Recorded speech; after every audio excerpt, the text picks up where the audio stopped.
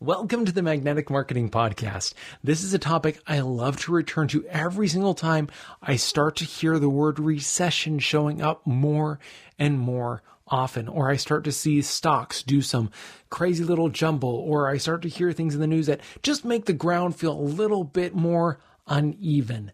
This is the topic that changes all of that and gives the power into your hands.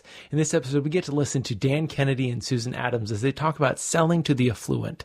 Selling to the affluent or the wealthy is the way to start creating some true stability, especially when hard times come. And it's a framework that has its own set of steps and strategies in order to make sure you hit this right and you speak to that customer so that way they turn to you and see you as the only answer to their underlying problems that keep them up at night. Let's listen in as they talk about joint ventures, referrals, how to be able to have a conversation that revolves around the sale of your product and puts you in a position of power. I don't think there's anybody that has had a bigger impact in the field of direct response than Dan Kennedy. The legend of Dan Kennedy should be ignored at your own peril. They're not really lessons, they're kind of laws that you live by. Dan opened my eyes to what small business marketing looks like. Dan teaches strategic direct response that is timeless. His ripple effect touches people who don't even know his name. The world as we know it was changed because Dan Kennedy became obsessed with marketing. Welcome to the Magnetic Marketing Podcast with your host, Dan Kennedy. Good evening, everybody. Dan Kennedy. I'm here with Susan Adams. So just to appease my paranoia, Susan, are you there? Yes, I'm here, Dan. Wonderful. Ain't it great when a plan comes together and technology works? It doesn't happen every day, does it? that's absolutely right. Well, folks, thanks for joining us tonight. You're in for a great call, a timely call, an important call. Susan, as you undoubtedly know because you are here, has spent a fair amount of time very successfully selling to high net worth individuals, high income individuals, and so that is why we have gathered here, is to pick her brain. But Susan, maybe for those who are brand new and therefore will have missed the two installment interview with you in the most recent issues of the No BS Marketing to the Affluent All Letter, or haven't read your biography, maybe you can give everybody the brief thumbnail of who you are and how you've arrived here. Well, sure. I'd be happy to. I'll give you the Cliff Notes version. I started out in sales a few years ago, I'll say. And my first job was actually selling encyclopedias. One of those jobs where you kind of met with people every night and had a pre-rehearsed script and no business cards. And about 15 years later, I found myself out on a veranda at Pebble Beach having a glass of wine with a couple of guys who probably had a combined net worth of about $200 million. And in the interim, I had worked for big companies like General Electric and Pitney Bowes and done everything, from selling encyclopedias to cold calling to finally selling to millionaires. And mostly in the selling to millionaires category, you've been dealing with fractional jet ownership? Yes. I noticed the other day, I'm sure you noticed it, that recession be damned, NetJets just ordered $1.9 billion worth of airplanes. Yes. The one category that is still growing, and I have a lot of friends that actually sell the whole aircraft, like the whole Gulfstreams, that sell for $30, $40, $50 million. Those aircraft are all on 3- and 4-year backlogs because there's such huge, and it's global demand. The group that still has considerable amounts of money is definitely, the affluent and the super affluent. For starters, I think what will interest people, I'm sure that sitting on the veranda selling to the multimillionaires is a lot more fun than being on the living room floor with the smelly dog and the 2 kids and the guy who can't spell a world book making the encyclopedia presentation. Yes. Having done that type of selling myself as well, I do understand. So I'm sure that the veranda scene is a more pleasant scene. What most people will think, some people, first of all, will think it's the entire market the entire opportunity to do business with this level of customer is beyond their reach or inappropriate for their business. And most will think that selling to these people is dramatically, radically different. So maybe you could talk a little bit about what is different about selling to the affluent, the ultra-affluent, the high-net worth folks. Well, the thing that makes them different as customers is the thing that makes them the best customers, and that's that price is not an issue with them. There's no price discussion. It was the first job I ever held where you didn't have to spend, a lot of the sales process defending your price. And, the salespeople that are on the call or people that are in businesses that are on the call tonight, how much of your time do you spend right now with your clients defending your price? Well, with this group, you don't have to defend price. So, and I would make the point, and I'll be interested to hear your comments on it. Again, the leap to assumption is price doesn't matter solely because they're rich, but it's really my experience that, obviously that is true, but that's only part of this. That they have a unique psychology and philosophy about price themselves and a different set of priorities than price that it's important to understand. Is that right? Price is wrapped up in value. It's all wrapped up in the value they perceive in your product or service. So price is a component, but it's a component as part of the value discussion. And all the research that's been done on, this group of people, they all say, oh, well, the affluent buy on value. But then they never tell you, well, gee, as a business, how do you develop value, for yourself right. or for your product or service with this group of people. And, from my experience, value is created in a variety of ways. And so a lot of it goes back to, understanding your buyer as well. First, you have to know who you're selling against. You have to know your competition inside and out. You have to know their strengths and weaknesses. And you also have to have the ability to be able to change the conversation with this individual and change the buying criteria. And what I mean by this is, when I tell people that I used to sell fractional ownership of jets, the assumption is you were selling the jet. Yes, I was. I was selling the jet as a means of getting from point A to point B. But the jet wasn't what they were buying. The value of what they were buying came in the experience of owning the jet and the experience of what buying the jet was going to be able to allow them to do. So through the course of the conversation, and, you notice I always refer to sales as a conversation. That's what I did. I just had conversations with people all day long. Through the course of the conversation, you present the value of your product or service in the context of the experience that it will allow them to have. And once you have the ability to start doing that, you're communicating on a level with them that really resonates. And you're not talking about things that all your competitors are talking about.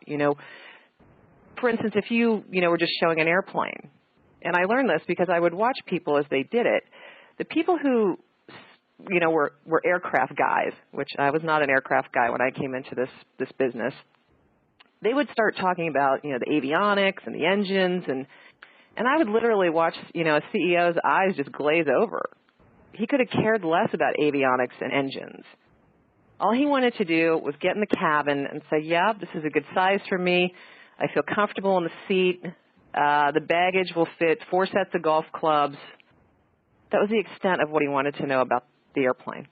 Yeah, and the process that you just described is a process that people will have to now go through with their own business to make this transition to being effective with this market, because like they were aviation guys, now everybody on the call is a blank guy, blank gal with the business they're already in.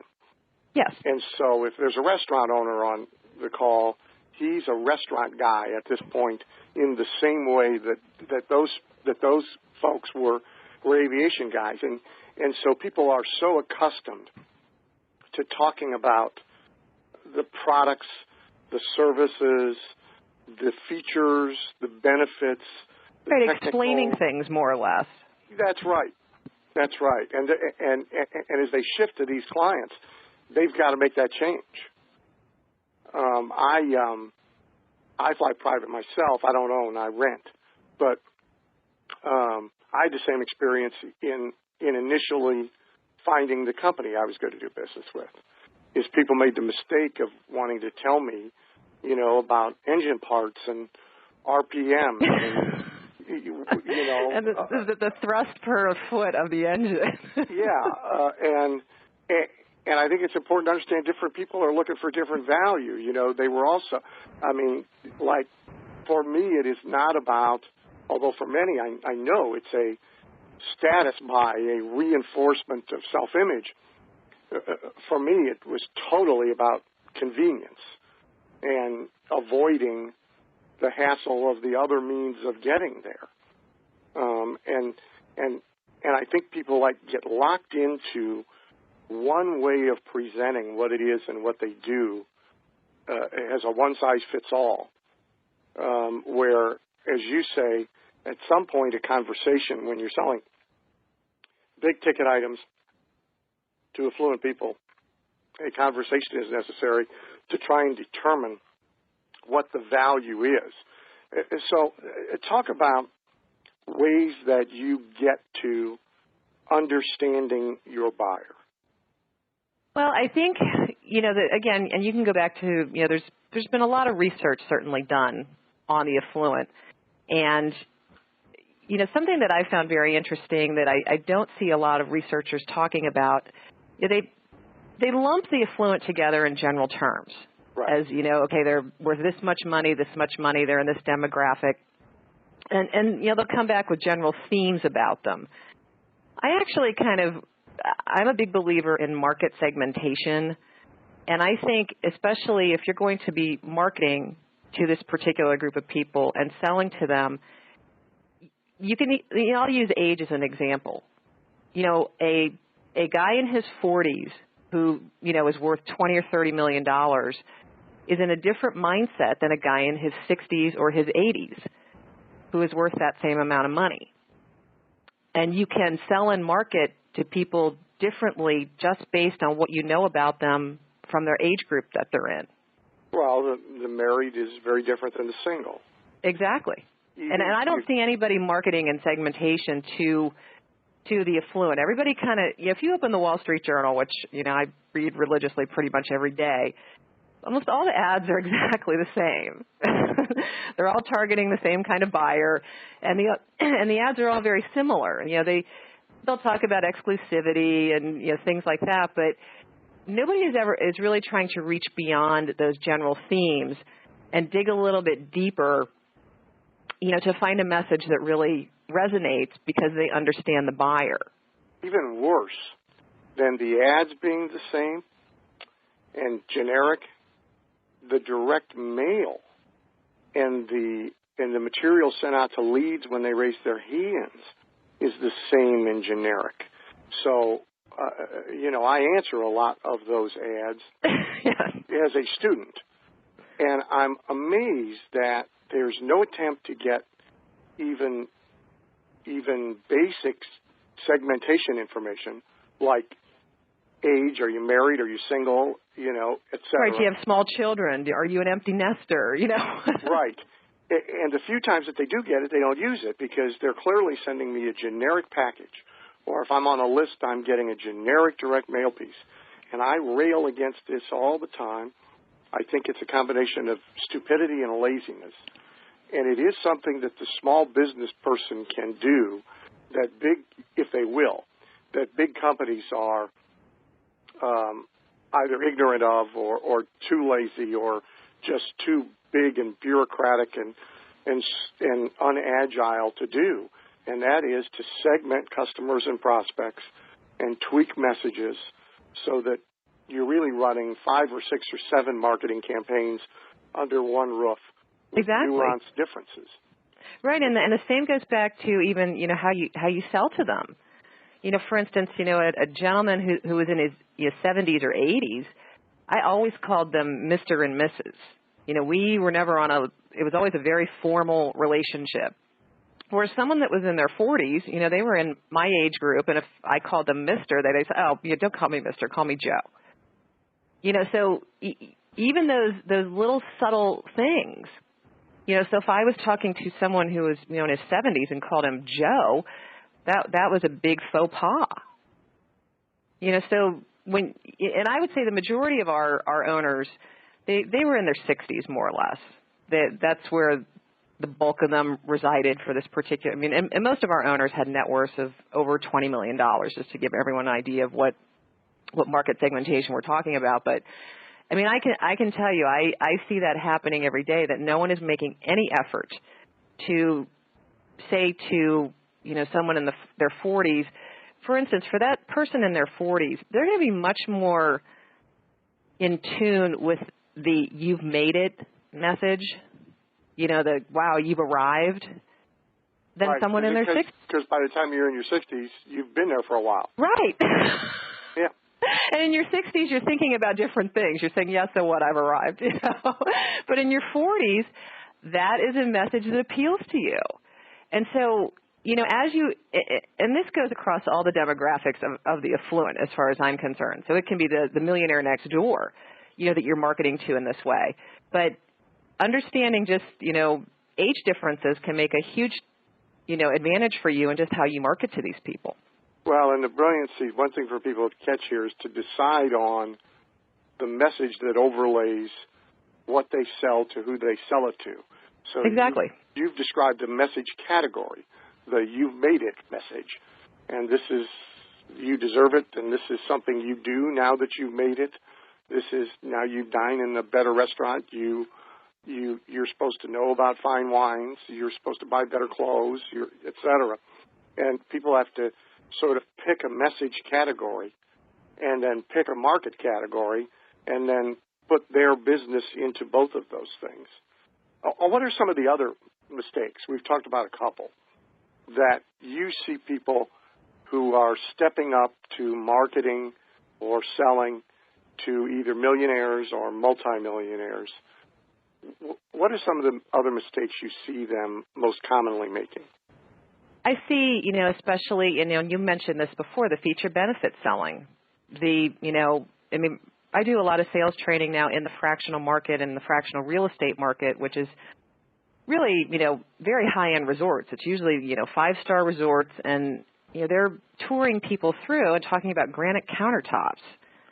And I'm sitting there saying, if this person is, affluent, they have granite countertops everywhere they go. So I don't think that's a compelling message that you're using in sales for them. So I think too many people get bogged down in the feature benefit selling. And I also think that not enough people use what I'll call story-based selling. Stories, and in copywriting, which I know you've done extensively, stories are the most powerful way to get across any kind of message you're trying to get across to a client or a prospect. And it's much, when people would ask me certain questions, I used to get not the price is too high, but I always got the, how do people financially justify this? Because, it doesn't financially make sense. Right. Because it is I won't say a toy, but it is certainly an exclusive perk. And I would say to them, well, most of my owners have told me that they value the ability to get all their business done and still be at home at night to have dinner with their kids. And when I would say something like that, I never got that objection again, because that was a message that resonated. It's really not the price. It's not feeling foolish about wasting money, right? People often in buying premium priced goods or services, they really are looking for the justification that makes exactly. it okay. Yeah, and the ability to, again, maybe visit 3 cities in a day and still be able to make their kids' soccer game making their kid's soccer game was more valuable than all the business they did that day. So the best clothing salesman I ever encountered. I went into a store in the Forum Shops in Las Vegas, a Bernini store, and the guy sold me a suit for an unconscionable sum of money. I mean, that makes no sense. It's not that much better.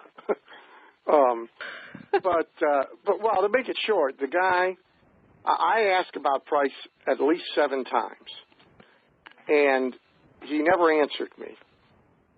Moved me all the way through trying it on to getting it measured, to getting the tailor out there, to when and where it was going to be delivered that evening where I was having dinner without answering the price question. And instead, he kept asking me questions that led to justifications. What do you do? What do you do for a living, right? And helping him, of course, there was someone along with me who was goading the process. So, he says, oh, he's a famous author and speaker. Well, this guy's off on a run now, right? Because you got to have the suit for all your speaking engagements. The justification for this suit is how good it looks under the lights, and how, that someone like you, in your position of importance, this is exactly the sort of, And so every question led to an answer that came back to a justification for the price that, in fact, never got named. I mean, the guy was spectacular. Right, he talked about everything but the price. Exactly. Exactly. And I was fine with it because he was elegant about it. He was good about it. And he was good at telling stories. Well, and that's, something, as people who, are on the call and listening tonight, think about your own business and think about yourself and, what is your story? What is your story, or a story about your product or service that would be compelling, to an affluent individual? Because, again, most of these people, they're entrepreneurs. They're risk takers. They're people that started out as a small business owner and maybe built it into something that they sold for $50 million. So there's nothing that they appreciate more than, a message from another entrepreneur. So I would stop thinking, especially of the super affluent, as this group of, behind the fence untouchables, that you can't get to, or that you have something that they don't want or they don't need. I certainly wouldn't view them that way at all. Well, speaking of behind the fence, let's switch gears just a bit, and rather than talking about selling to them, let's talk about the other thing that mystifies everybody, which is how to find them, how to connect with them in the first place so that you get the opportunity to sell to them.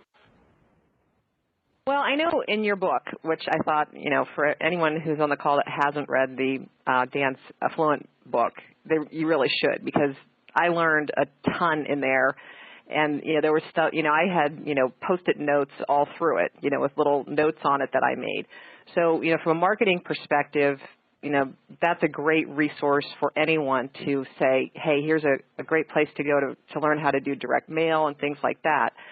Some of the things that I talk about are some of the more non-traditional marketing things that I saw be very successful in my company. For instance, again, you look at where these people go. Where do they hang out? Okay, well, they all hang out at pricey country clubs. And you say to yourself, well, I'm not going to go spend $200,000 or $300,000 on a country club membership. Well, you don't have to. The thing is that all those country clubs, they're always doing charity events. And most of those charity events, you can either buy a ticket and go to, or you can, approach them once you know about the event and offer, a product or service you have as a giveaway at the charity event. And that gets you entrance into the event, and it also gets you printed up into the program. So that's one way, non-traditional way that I would say. If I won't derail you, to validate that, had I been prospecting, which is the last thing at the moment that I want to do, but Carl and I don't know now, within the past few weeks, we're members of the Cleveland Playhouse. And so we were at the opening night, pre-opening night thing before the public gets to go for the run of the Broadway cast of the Jersey Boys here. And so they have a big pre-opening night thing. There's a dinner, and then there's the performance, and then there's dancing, and then there's a dessert reception, and on and on and on. And so we are now doing one of my least favorite things in life to do, which is sitting at a table of 12 with, 10 people I don't know. And in all likelihood, probably don't want to know, right? Right. And am to no good purpose going to have to deal with the question from civilians of what do you do, to which there is no good answer. But right. But anyway, there we are, right? Now, had I been prospecting, it would have been a laydown. Exactly. Now, the age range of the couples at the table were my 50-ish range up to probably 80. One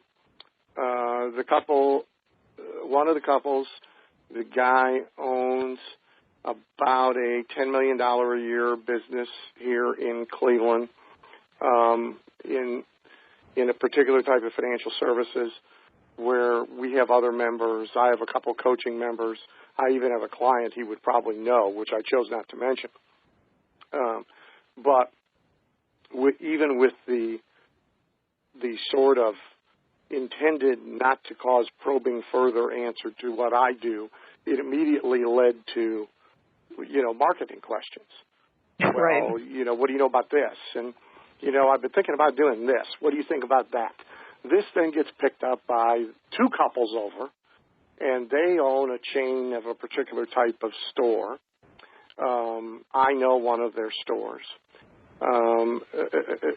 It turns out that she has one of my books. Well, I could have turned this into conversations leading to business without breaking a sweat, and I didn't want to. But these charity activities, I mean, when you get yourself involved on a committee or in a donor circle, and you pick something you like that you want to be involved with anyway, you are putting yourself in an ideal position to meet and multiply these kind of contacts.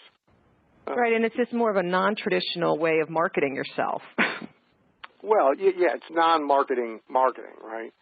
Now, you also, and we talked about it a little bit in the interview in the newsletter, you were and are particularly adept at creating entree to this crowd through joint ventures with others who already have the entree. And our folks are big joint venture people. They understand it conceptually anyway. So if you would, maybe you can talk a little bit about that. Well, I mean, we use joint ventures all the time. And, typically for us, I'll use the Pebble Beach golf outing as a good example. We once a year would invite our owners to Pebble Beach. We'd pay for everything.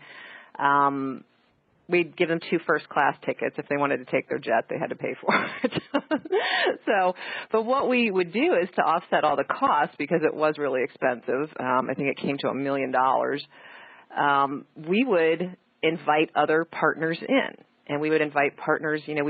I remember one dinner, we had cocktail hours sponsored by a company called Breitling, and Breitling makes aviation watches.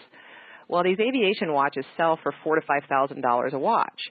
During the time they were there, they sold 20 watches. So they more than made up whatever they were spending on the event. And now, many people, I'm sure, are listening and are saying, well, yeah, you had this huge marketing budget, you were doing jets, you had this and that. Well, what you have to do is take this down to your local market. I mean, for instance, I live in Pittsburgh. Pittsburgh is not, known as a big glam, market. But there are plenty of things that go on in Pittsburgh that I could have tried to work from a joint venture perspective. For instance, last year the U.S. Open was here. Mario Lemieux has a golf tournament here every year. There's a vintage Grand Prix going on in the neighborhood around my house this coming weekend. So what I encourage people to do is, look at your local market and look at complementary joint venture partners, that you can start to network with and through. And they're not competitors to you. They're people who have access to clients that you may want, and they're people that can actually then work in a group to either do an event. You may get 10 to 15 different businesses together to all throw this big event, and you all invite your customer lists. And guess what? Now you've got a guest list of 300 to 400 affluent people all in the same room, exposing them to your product or service. So, and the interesting thing that you'll find is as you start planning these events or going to these events, we always found, and again, we were servicing a very high net worth individual. They wanted to come because it was such a great opportunity for them to network with other business owners. And they were always looking for joint ventures. So what you'll find is, a lot of times people will even come attend because everybody wants to be in a room with people like themselves. And that's certainly true with the affluent. That's why they join country clubs. That's why they go to 5-star restaurants, so they can be surrounded by people like themselves. If people are looking for a writer downer, there was one for you. Everybody wants to be in a room with people like themselves. That's a good one. Right, it's just validation. I would imagine, and I know that, my book's out very recently, very new, and one of the skeptical reactions, I guess, from people, and you and I were talking about it really before we started the call, is that for heaven's sakes, we're in a recession, and the stock market's in the dumper, and nobody's really buying anything, and certainly this is not the time to be trying to upscale my business and start marketing to a higher level of customer than I've been marketing to before. In fact, better I should go hide in a cave and wait until it's all over. And we talked about it a little bit before the call. I mean, you agree, I'm sure, that if anything now, I mean, it'd be smart for any business to be doing this at any time, but actually the timing is superb rather than wrong. Well, I mean, I'm not an economist, but I certainly don't see any indication on the horizon that things are going to get dramatically better for the middle class, in the foreseeable future. And, I study the affluent. That's my business. I, read reports every day from, luxury markets and real estate markets and financial markets, all on this group of people. And from the millionaire next door, which is, someone with a net worth of $1 million or more, obviously to the, billionaires, they are still spending. I mean, they may have pulled back, in certain areas, but they're still spending. I read something the other day where, jewelry is still flying off the shelves. And another report I read where 42% of high net worth individuals say this is a great time to buy a second home because the values of the houses are down. The thing about this group of people is they're very in tune with financial things. And they know if the economy is in a recession, it's a great opportunity for them because they do have money and they will spend. And I know when you did your call for your book last week, there was a gentleman who I think does swimming pools. And he was, asking questions about, how is this a good time, to be getting into that market? Absolutely, because the wealthy are still buying swimming pools. It's kind of about changing your mindset in some ways and saying, gosh, I never thought of my business as one to target to the affluent, but maybe sit down and say to yourself instead, here are the reasons why I should target my business there. Yeah, and I think, you mentioned earlier that, a good percentage of these people from millionaire next door up have gotten there through their own devices. I mean, they didn't inherit it, and they're not sports stars with a lucky arm. I mean, for the most part, they got there by building businesses and professions. And so they have a mindset about this. First of all, they're not easily frightened. And I find that they're even sort of proudly defiant when it comes to economic downturn and as as Phil Graham said the other day, certainly unwisely politically, but, perhaps accurately, about the nation of whiners, that they resent that, don't want to be a part of it, and sort of take some joy and pleasure and satisfaction in going ahead and buying a pool when no one else is buying pools. And a bigger and better pool. Yeah, and a bigger and better pool. So your sense of this, and you study this, is that, I call them least and last affected by recession. Your sense of this is that now in near future, you don't see a big pullback on their part. No, the people that have pulled back are the people that I'll call the marginally wealthy.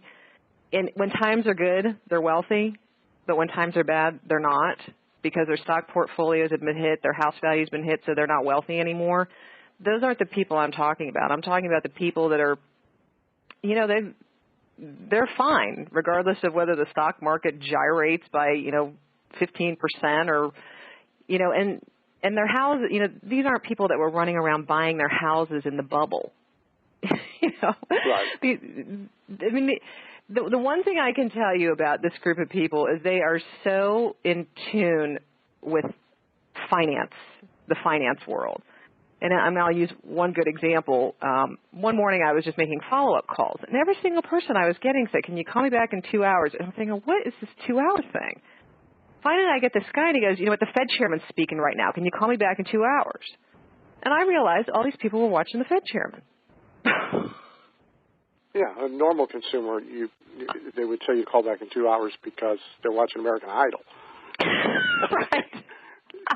These guys were all sitting on their edge of their seats for what Greenspan had to say. But just a silly story like that helps you really understand that yes, we're in a recession, and we all know that. But are they affected by it, and have they pulled their heads into a shell? No, not at all. Well, the story also it makes a point that I emphasize with people is that, and I find a lot of people just do not do it, is if you do want to be effective at marketing and selling to a particular group, really whatever that group is, whether we're talking about an occupational group, chiropractors, dentists, lawn and garden people, restaurant owners, we're talking about the millionaire next door, we're talking about the ultra affluent, you really need to be where they are.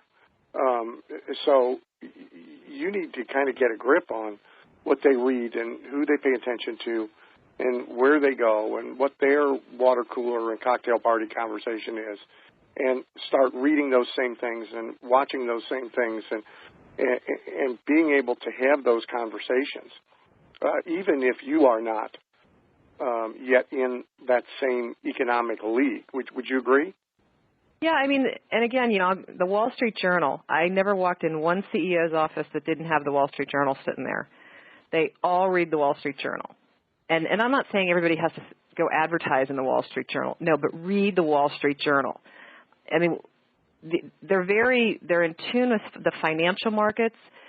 This group of people is very politically active, regardless of which side of the spectrum they fall on. They're very involved in politics, and they're very involved in causes, and that's why I mentioned the charity thing before. All the wealthy people I knew, some of them had their own pet charities, that they just started themselves because it was a passion, of something, and once they became wealthy, they just started this charity. So if you have a particular individual that you want to target, go research him. Go find out all about, whoever it might be, and you're going to find a charity somewhere.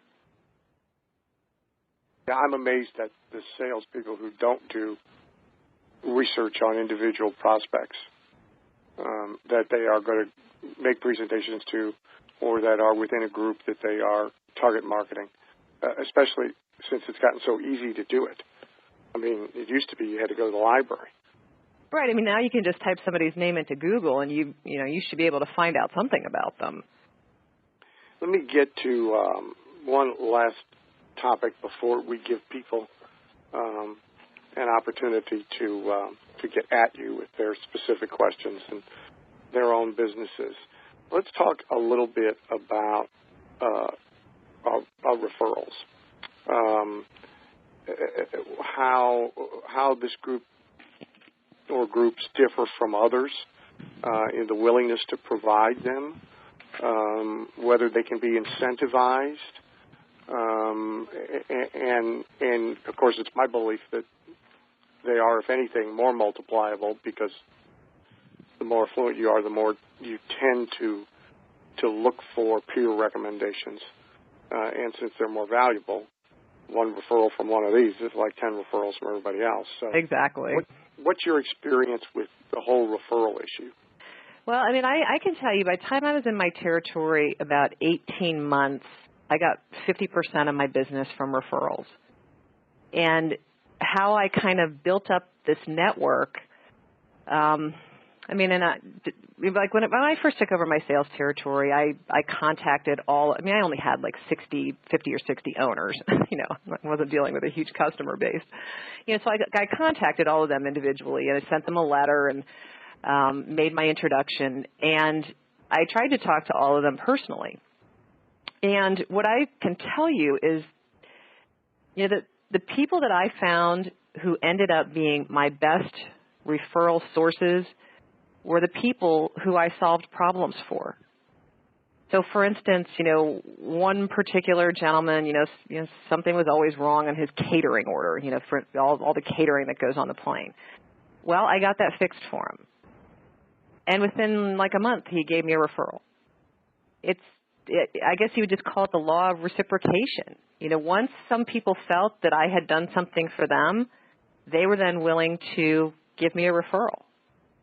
The other thing that I would tell you is if you're, you know, saying to yourself, well, gee, how would I develop a referral program? You know, maybe I already have, you know, a base of affluent customers, you know, and I'd like to get more referrals, but I don't really know how or what kind of program to develop.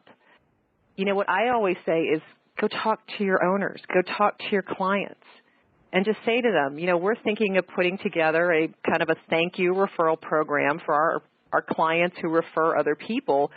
If we were to do something like that, what might be something you'd like to get?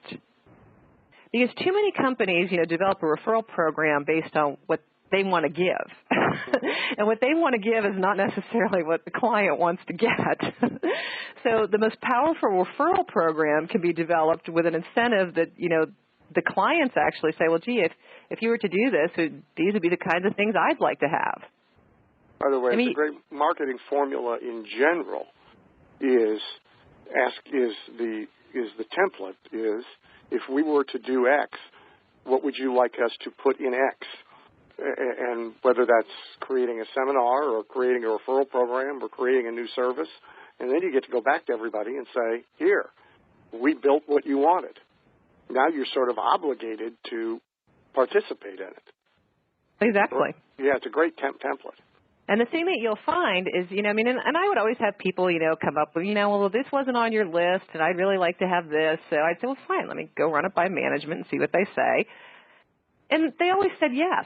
Because, I mean, and this is an outrageous number to most people, but when I started selling jets in 1999, every owner that we got cost us $75,000. So if I got it, you know, once you got your referral engine going, that $75,000 came down an awful lot. So if we gave an owner something worth $15,000 for the referral, that was still a big win-win. I've always said, and I talk with people about this in terms of price all the time, I'd rather be selling at premium prices and premium margins so I can afford the highest cost per sale, not trying to have the lowest cost per sale. And then within that framework, to stimulate and reward referrals, you can also spend a lot of money. Exactly. You can do something good. And we found that, you know, the owners, I mean, again, I got so much of my business through referrals that, you know, I didn't have to do a lot of my own marketing in my territory. You know, the company was doing, you know, their own, you know, the marketing on a national basis. But the referrals do two things. First of all, your owner is pretty satisfied with your product if he's giving you a referral, because nobody is referring people when they're unhappy. So if you've got owners giving referrals, you know that they're satisfied customers. And secondly, the person who is the referee, we'll call them, they've already gotten that peer recommendation based on, their friend Joe at the country club saying, why don't you call Susan Adams? Just as kind of Ron Howard called me one day, the producer. Opie, Yeah. And his neighbor in Greenwich, Connecticut gave him my card. And he just called me up one day. Yeah, and by the way, you would, not that you couldn't, but it would not be easy to get to him cold. We could certainly have found him via zip codes. Yep. But, he was just, over at his neighbor's house. They were talking about jets, and this guy said, well, I belong to this program. Let me get my rep's name. Give her a call. She's, she'll help you out. Thank you for listening to the Magnetic Marketing Podcast with Dan Kennedy. If you love hearing in on these lost Dan Kennedy talks and speeches and calls, then please let someone else know about this podcast. That's how you can help it to grow. And the more it grows, the more free Dan Kennedy we can bring to you. Also, Dan would love to give you the most incredible free gift ever, designed to help you make maximum money in minimum time.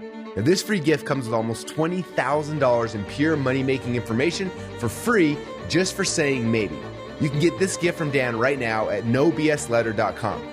Not only will you get the $20,000 gift, you're also going to get a subscription to 2 marketing newsletters that will be hand-delivered by the mailman to your mailbox each and every month. One from Dan Kennedy and one from me, Russell Brunson. To get this gift and your subscription, go to nobsletter.com right now.